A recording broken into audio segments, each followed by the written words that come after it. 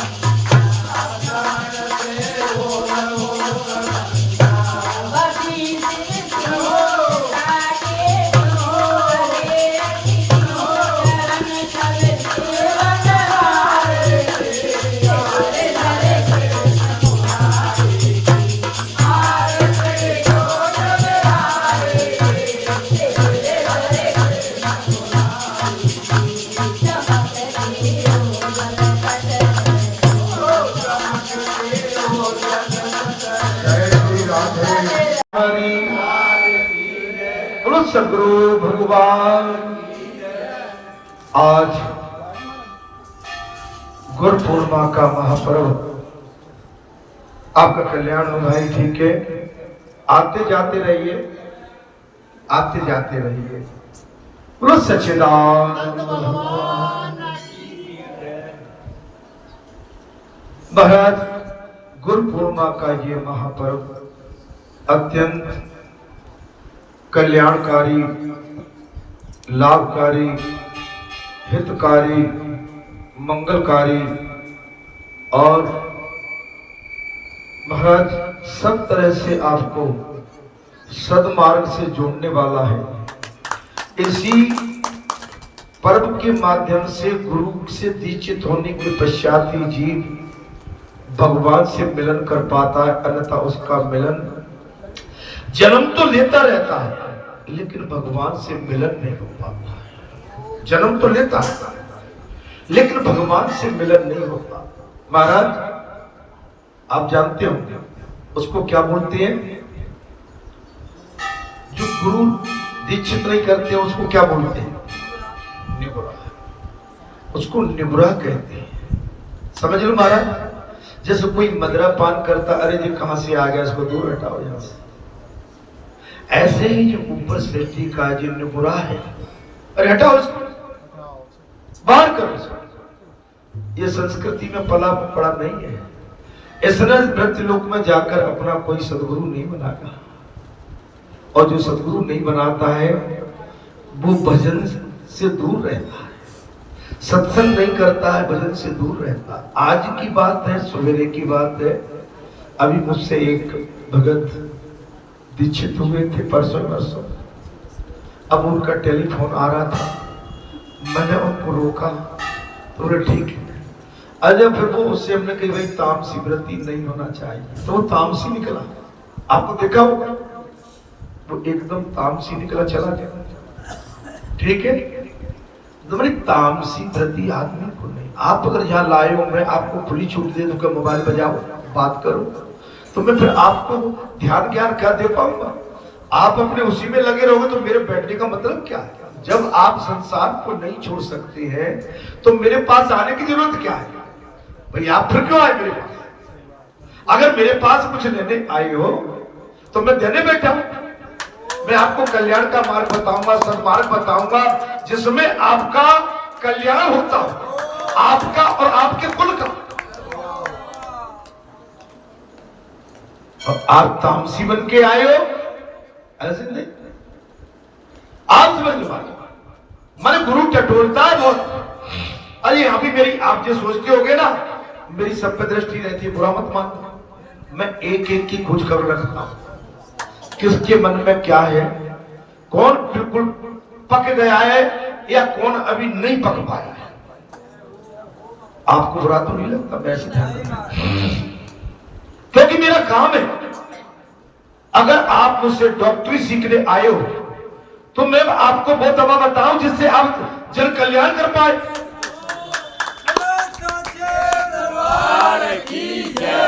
आप इंजीनियर बनने आए हो तो मैं आपको वो शिक्षा दूं कि आप कहीं पुल न टूट जाए, अपना तो विनाश करो, जनता का भी विनाश कर दो। नहीं आई समझ?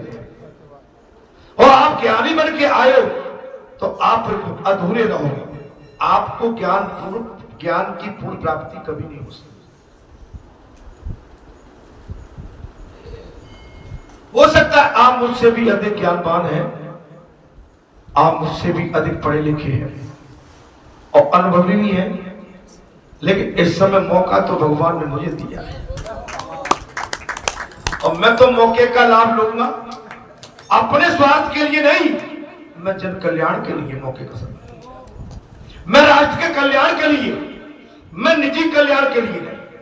लाभ से मतलब ये मत समझना कि मैं अपना निजी लाभ चाहता हूं। जन कल्याण, राष्ट्र कल्याण, जो मेरे श्रोता बैठे हैं वो अव्वल दर्जे में पास है, 99.9 पे आप पास हो,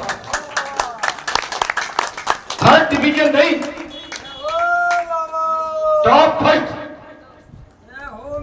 तब तो आनंद आएगा। आप आधे अधूरे रहे तो क्या मतलब रहा। मैं ये भी कह रहा हूं कि मुझसे दीक्षित तो हो रहे हो, अपना भी ध्यान रखना, मेरा भी ध्यान रखना। मेरी पढ़ाई कर रही है, माने मैं वो शिक्षक नहीं हूं, वो गुरु नहीं हूं कि मैं सो जाऊं कह दो बच्चों पढ़ो, मैं उल्टा चलूं और बच्चों से कहूं तुम सीधे चलो। अगर मैं सीधा चलूंगा तो सीधा चला के छोड़ूंगा।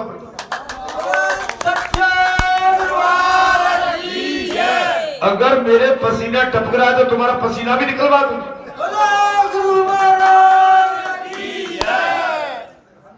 आपको भले ही बुरा लग रहा है,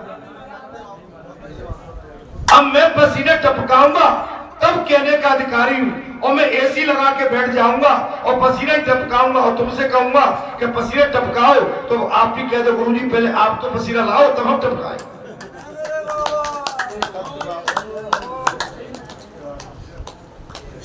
मैं आपसे कहूं ब्रह्म मुहूर्त में जाग जाना और आप कहोगे महाराज आप तो 9 बजे आते हो, हमसे कहोगे ब्रह्म मुहूर्त में आ जाना।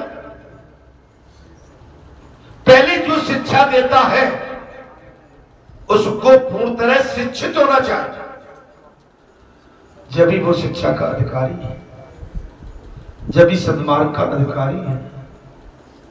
आप सब जानते हो, मैं आपसे सत्य कहूं, मैं अपनी कहां तक आपसे गाता गाऊं, मेरा एक ही संकल्प है, सत्य में बजाते। मेरा एक ही संकल्प है कि इसके लिए अगर मुझे प्राण भी देने पड़ेंगे तो तुमको वचन देता हूं, सत्य के लिए प्राणों की आहुति देता हूं, वचन दे रहा हूं, आजमा लेना कर। ये मेरा संकल्प है। सबसे पहले भगवान कड़ी परीक्षा लेते, भगवान तुम कहीं मुझे इधर उधर किसका मत दे, मेरी लाज आपके हाथ में है। हे हनुमंत, हे गिरधर, हे सदगुरु, हमारी सबकी लाज आपके हाथ में। हम समस्त सेवकों की नौका आपके हाथ में। हमारा अपना इस संसार में कुछ भी नहीं, आपका है। और जो अपने पुरखा, अपने माता पिता, अपने गुरु सदगुरु, अपने कुल ब्राह्मण, कुल पुरोहित, सत्पुरुष महापुरुष इनके वचनों को ध्यान में रखता है, उसका जीवन सफल एवं सरल हो जाता है। उनका बेड़ा पार बड़ी आसानी से और सरलता से इस भव सागर से पार चले जाता। लेकिन यही नहीं, आप यहां तक बैठे सत्संग भवन में जब तक नहीं, ये आपको हर समय विचार करके रखना है, घर में भी। अब मैं यहां तो जो बैठूं और घर में लीपा पोती करूं, भाइयों के साथ बेईमानी करूं, परिवार को छूटा करूं, मैं एक बात बताऊं, पत्नी को पीड़ा दूं, पुत्र को सताऊं, तो ये भी कोई मेरी पढ़ाई नहीं है। मेरा वहां भी कर्तव्य बनता है। अगर मैं शादीशुदा हूं तो पत्नी का जो एक पति का धर्म होता है, पत्नी के प्रति अपने धर्म को निभाना पड़ेगा। पिता का पुत्र के प्रति, बेटी का माता पिता के प्रति, बहन का भाई के प्रति और भाई का भाई के प्रति, समाज का समाज के प्रति, तब तो बात बनेगी। आप जहां पर करते हो तुम्हारे महाराज जी जाके उल्टी चकिया चलाए तो काम चलेगा नहीं। जो शिक्षा मैं आपको देता हूं वही मैं परिवार में वातावरण रखता हूं। मैं ऐसा नहीं कि आपसे कोई अलग बात करता हूं, पूछ लेना। अलग नहीं, मेरी एक ही किताब बची है, मेरे पे दो किताब नहीं है। मैं चौड़े मंच में जो बात करता हूं वही बात आपसे करता हूं, वो मेरे पास नहीं है। ये पक्का सदगुरु आपका ऐसा होता है महाराज। अच्छा, कुल के नाश से सनातन कुल धर्म नष्ट हो जाता है। क्या हो जाता है महाराज? अगर कुल का नाश होगा, कथा को ध्यान से सुनना, कुल के नाश से सनातन कुल धर्म नष्ट हो जाते हैं। धर्म के नाश हो जाने पर संपूर्ण कुल में पाप छा जाता है। कथा को ध्यान से सुनना, आपको कोई नहीं बताएगा। आपके कुल में किसी ने धर्म छोड़ दिया तो संपूर्ण कुल में पाप छा जाएगा। सनातन कुल धर्म किन किन धर्मों को कहते हैं और कुल के नाश से उन धर्मों का नाश कैसे हो जाता है, ये कथा किसी ने बताई थी क्या? अरे बड़े बड़े वेदाचार्य आते महाराज, रुपया पैसा, रुपया पैसा तो आप बहुत बांट देते हो। आप समझ लीजिए, उत्तर में आता है अपने अपने कुल में परंपरा चली आई है कि जो शुभ और श्रेष्ठ मर्यादा है और जिनसे सदाचार सुरक्षित रहता है और कुल के स्त्री पुरुषों में अधर्म का प्रवेश नहीं हो पाता है। सदाचार मर्यादा तो उसमें क्या है? अधर्म का प्रवेश। ये मेरे परिजन आज इस बात को सुन लें, मैं क्यों सच्ची सच्ची कहता हूं। और आप मुझसे अलग होके जो बात करते हो ना, भले ही गोपरी करते हो, मेरे कान तो तुम दीवारों से लगे हुए हैं। मैं आज अपने कुल से कह रहा हूं, जिस कुल में मैंने जन्म लिया है। मैं लांछन नहीं लगा रहा, मैं सावधान कर रहा हूं। तुम जो भी बात करते हो ना, दीवार फांक के मेरे कान बहुत बड़े हैं, वो बात मुझ पे आ जाती है। लेकिन फिर भी मुझको देखो कि मैं मुस्कुराता रहता हूं, कभी ताना देने तुमसे नहीं जाता। मैं ठीक बोल रहा हूं कि नहीं बोल रहा हूं? अरे मैंने तुम्हारे कुल को छोटा नहीं किया है, कर दिया। मैंने तुम्हारे कुल की डुबा नहीं दी है। कुल की बात आ गई है कथा में, क्या करूं? कथा में बात चल, अरे मैंने तुम्हारे कुल की 7 साखी उठा के रख दी तो अभी मुझे नहीं समझ पा रहे हो। उसके बाद भी मुझे संसार के रगड़ा में, मुझे संसार के रगड़ों में साची बात कहता हूं, इसलिए परेशान हो जाते हो। भैया जी परेशान क्यों रहते हैं कि सांची क्यों कह दी, तो मैं चापलूसी करूं, छुट्टी पे तुम्हारी पेट थपथपा दूं। अरे तुम्हारा भी विनाश होगा, मेरा भी विनाश होगा, और पाप तुम्हारे कुल में आके प्रवेश कर जाएगा। तुम घर के रहोगे न खाट के कहीं के नहीं रहोगे।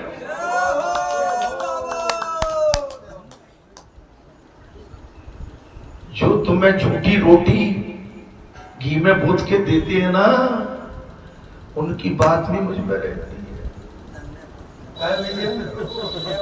अब कुल की बात आ गई, दादे आज मैं कही दे तू मुझसे बचना, मुझसे इसलिए बचना कि भाई मैं करूं क्या, मैं तो भीतर घुस जाता हूं। तुम बंद किवाड़ कर लोगे तो मैं तो पवन सुतूं हवा के सहारे नीचे पहुंच भैया। कभी आजमा लेना और मुझसे पूछना, बाबा जी बताओ आज हमने काका बतराओ, तुम्हारी बतरावट पूरी रख दो। बात कुल की आ रही तब चल ओ मेरे बाबा, जब बात की आ गई बात, जब बड़े बूढ़े और जो सत्य धर्म पर चलने वाले अपनी मर्यादा भूल जाते हैं, उस घर में पाप प्रवेश कर जाता है। उस कुल का विनाश होता है महाराज। क्या होता है? ये उत्तर में है।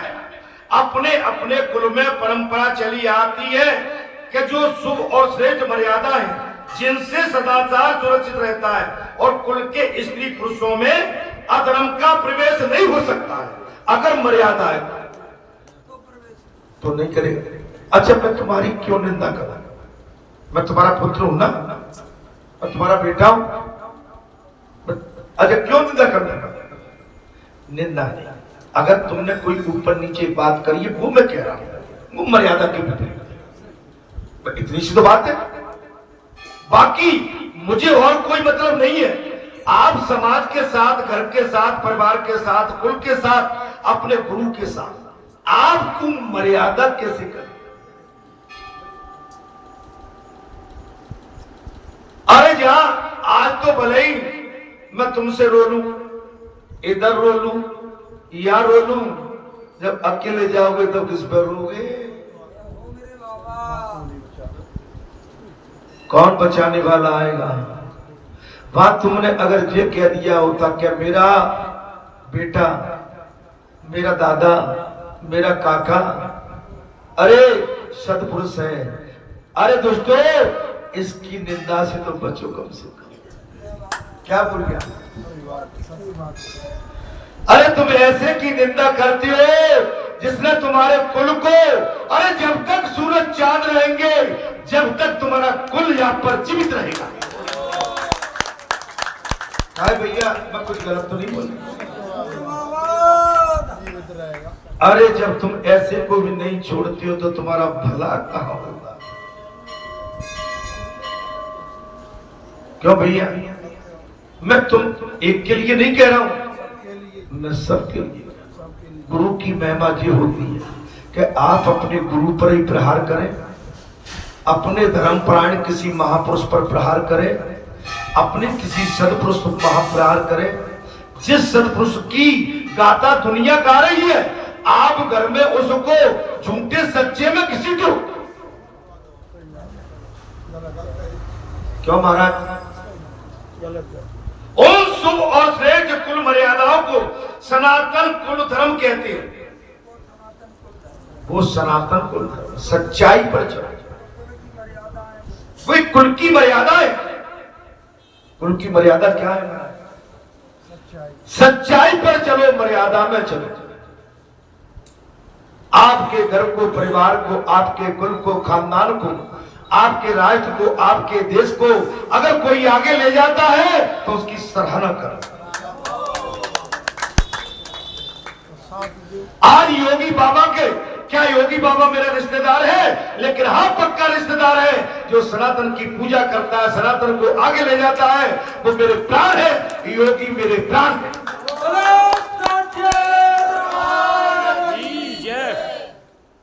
अरे योगी को बुरा कहने वाले तुम कहते रहो, लेकिन योगी योगी मैं, योगी मेरा सनातनी है पक्का, और सनातनी के कल्याण की बात करता है, इसलिए हम उसके महाराज प्रशंसक हैं। इसमें क्या गलत किया? ये काम नहीं आएगा कि इधर पलट गए, कभी इधर पलट गए, कभी इधर पलट गए, कभी उधर पलट गए, फिर वो पलटू राम कहलाते हैं। क्या कहलाते हैं? नीतीश की तरह पलटू राम है जी। क्या है? कभी इस पारी में आ जाते हैं, कभी उधर, ऐसा ही होता कि नहीं? अरे भैया कहो, मैं वैसे मैं गलत तो नहीं कह रहा भाई। तुम किस पार्टी में रहना चाहते हो? अब तुम 4 पार्टियों में बदलोगे तो तुम्हारा नेचर समझ में आ जाता कि सावधान रहता, पलटू राम आ गए। क्या आ गए? अरे भाई हंस क्यों रहे हो? मैंने क्या कह दिया? नीतीश ने कितनी पार्टी बदल दी। अब वो सब कह रहे हैं कांग्रेस ही पीछे लगे कि मोदी की शासन गिरा देगा। कौन? नीतीश। क्यों? वही पलटू राम है, पता नहीं कब किधर बैठ गया। तो पलटू राम बदलो। मैं गलत बोल रहा हूं क्या? जो हमने मान लिया जिसको। अच्छा फिर बात अगर है तो ठोस कहो। अरे कुल के नाज से जब इन कुल धर्मों के जानने वाले और उनको बनाए रखने वाले बड़े बूढ़े लोगों का अभाव हो जाता है, बड़े बूढ़े खत्म हो जाएंगे, क्या करोगे? इन बच्चों को क्या शिक्षा दे रही हो तुम? भैया समझ लेना, तुम बड़े बूढ़े लड़ रहे हो, अपने बच्चों के सामने उल्टी सीधी बात कर रहे हो, अपने बच्चों के साथ दादा की, दादी की, काका की, काकी की, दौरानी की, जिठानी की, ननद की, बहू की, बच्चों के सामने निंदा कर रहे हो। आपके उसी वातावरण का प्रभाव आपकी संतान पर आ जाएगा। तुम उनसे फिर क्या कल्याण की कामना कर सकते हो? कैसी कही? और ऐसो घर घर में है हुआ। नाती के आगे तो और कंग जानते हो। अरे वो दादा बड़ो खराब है। नाती बिचारो दादा की रोज चरण पकड़ता है, लेकिन बिना रोज दादा खराब है। नाती के सामने दादा खराब है, नाती के मन में और नाती के भेजे में बात समा गई, दादा खराब है। क्यों भैया? जो बहू कल आई उसको पता नहीं है बड़ा जेठ बड़ो खराब है, वो देवर बड़ो खराब है। अरे भाई क्या तुम जी पार्टी पढ़ा के तुम अपना विनाश, अपने परिवार का विनाश और पाप को घर में ये कुल का विनाश करना चाहते हो? तुम घर के रहोगे न घर? मैं सच्ची गुरु दीक्षा दे रहा हूं। इसमें कथा में तब शेष बचे हुए बालों को और स्त्रियों में से महाराज बालकों को, जब शेष बचे हुए बालकों को और स्त्रियों से ये धर्म स्वाभाविक ही नहीं रह सकते। कब? तब अपनी संतान के सामने उल्टी सीधी बात अपने कुल के भले आदमी के विषय में करो।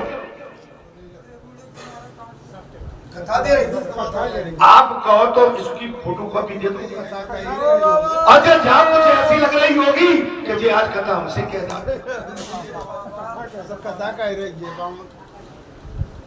आप देखिए जी फोटो कॉपी करा के दे दो। अजय फिर क्या आता? बोले धर्म का नाश हो जाने पर संपूर्ण कुल में पाप बहुत फैल जाता है। कथा कैसी लग रही है? धर्म का नाश हो जाने पर संपूर्ण कुल में पाप बहुत छा जाता है। इस कथन का अभिप्राय क्या है? तब किसी श्रेष्ठ महापुरुष ने कहा 5 हेतु ऐसे हैं जिनके कारण मनुष्य अधर्म से बच सकता। अब मैं बता 5 ऐसी बातें हैं संसारी मनुष्य अधर्म से। मैं ठीक शिक्षा दे रहा हूं।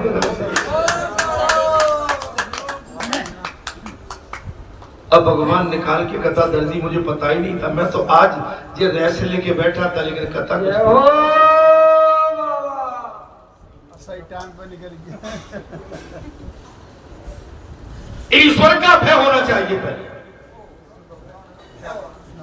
पाप करने से, अधर्म करने से पहले ईश्वर का भय, शास्त्र का भय, शासन का भय और कुल मर्यादा के टूटने का डर होना चाहिए। काय भैया, मैंने कहा अपनी तरफ से तो नहीं लिखी। अब जामिन कछु जो कह रहे होंगे कि बाबा अच्छा, जैसे ही हम आते हैं तैसे ही हम पे बात निकाल के दे देता। डर होना चाहिए, शासन का भय, जो घर का प्रमुख है उसका भय, भगवान का भय और कुल मर्यादाओं के टूटने का भय।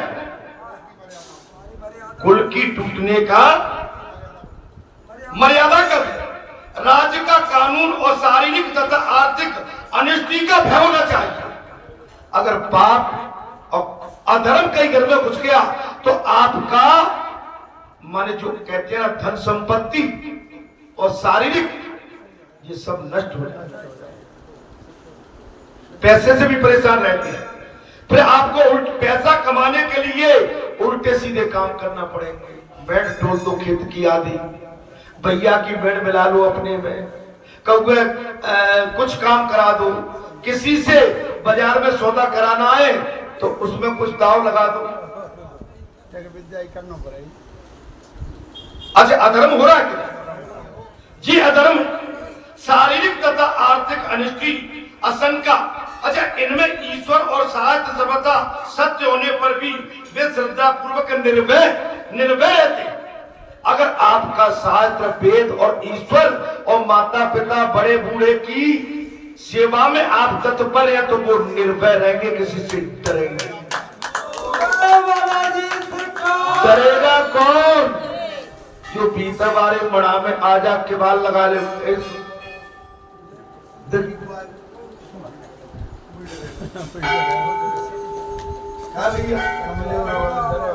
के बाल लगा लो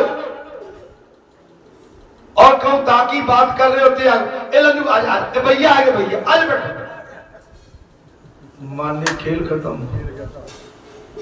माने इसमें कथा में जी आ रहा, प्रत्यक्ष हेतु नहीं, राज्य के कानून प्रजा के लिए और प्रधानता होते हैं और जिनके हाथ में अधिकार होता है वे उन्हें प्राय नहीं मानती। सही अधर्म हो रहा है। आप घर के प्रमुख हो लेकिन आप ही घर के अंदर विरोधाभास, अनीति, मर्यादा। अच्छा, कलेक्टर के पास सत्ता होती है, यदि कलेक्टर जिले का मालिक होता है और कलेक्टर जो सरकार ने कानून और विधेयक बनाए, अगर सरकार के कानून के अनुसार कलेक्टर नहीं चल पाएगा तो क्या वो महाराज जिले के अंदर हुकूमत कर पाएगा? हटा के फेंक देंगे, हटा उसको, ये इसके लायक नहीं। एक अभी लड़की जो है महाराष्ट्र की आईएएस में सिलेक्ट हो गई थी, माने पूरी ट्रेनिंग भी नहीं हुई, अभी टीवी पे बहुत चल रहा आईएएस कलेक्टर के लिए, और मारा लाल बत्ती देके, और अपने वो गांव की थी, अपनी मां को ले जाके और किसानों को धमका के और किसानों पर बंदूक तान के और कोड़े बरसाने लगी। उसकी पुलिस शासन ने खोल दी, मां को गिरफ्तार कर लिया और जो आईएएस कलेक्टर के लिए सिलेक्ट लड़की हुई थी उस पर पुलिस ने एफआईआर कर दी और अरेस्ट के लिए घूम रही है। और लड़की वो अंडरग्राउंड है और जहां पर जो प्रशासनिक सेवा का मुख्य कार्यालय होता है वहां से उसका निलंबन भी कर दिया गया है। घर की नहीं है, घाट की। पद मिलना आसान है, उसकी गर्मा रखना बहुत कठिन है। अब क्या रहा, क्या बचा? अरे लाल बत्ती पीली बत्ती के लिए थोड़ा धैर्य धर लेते। अरे तुम जिले में जब स्वतंत्र प्रभार मिलता तब 4-4 बत्ती लगा लेते, तुम पीछे लगाते, आगे ना। लेकिन अभी तुम पक्के नहीं हो और तुमने गाड़ी पर 4 बत्ती लगा। अधर्म से बचो, मर्यादा में। शारीरिक तथा आर्थिक अनित होता है जिसका संबंध सारे कुटुंब के साथ रहता है। अगर आपके परिवार में कोई अधर्मी आ जाए और आप उसको महाराज और उसके साथ दे जाएं, अगर कोई एक निंदक आ जाए आजकल घरों में कोई नहीं है, जमात केवल निंदा की लगी रहती है, उन पर काम तो कुछ है नहीं। अगर कोई किसी से मिलने गया तो पहले तो बढ़िया आओ आओ बैठो बैठो, चाय पी लो, बिस्कुट खा लो, और फिर उसके बाद में आज बुला दीजिए कहाँ है, धीरे धीरे। और महाराज इतनी बड़ी पोटली बना के रख देते कि लेना एक न देना। अच्छा, जिसमें तुम्हारा लाभ होता हो तो मैं समझ सकता हूं कि भाई ये तो लाभकारी चीज है तुम्हारे लिए। क्यों महाराज? अरे कुछ तो बोलो महाराज। ये तो आप अधर्म कमा रहे हो, आप मनुष्य होके अधर्म कमा रहे हो, और ये अधर्म आप, अच्छा अपनी घर की बीमारी में, घर में झगड़ा भीतर, और महाराज जाके दूसरे पर जाके नारियल फोड़ देते। आज तक ये भी चल रहा है। इससे बचना चाहिए। अगर गुरु के पास आप ज्ञान लेने आए हो तो गुरु आपको सच्चा मार्गदर्शन करेगा कि घर परिवार को बचा के रखे। अपने बच्चों को उच्चतम शिक्षा दो। अपने नाती पोते अगर आपके छोटे आपके पास आते हैं, अगर कोई आपके घर का वार्तालाप चल रहा है तो उस समय उनको कह दो बेटा उठ जाओ यहां से। उनके सामने आप घर की, परिवार की, गांव की, गली की, पड़ोस की, आगे की, पीछे की, नंद की, जोड़ाने की, जिगानी की बात छोड़ दो, बंद कर दो।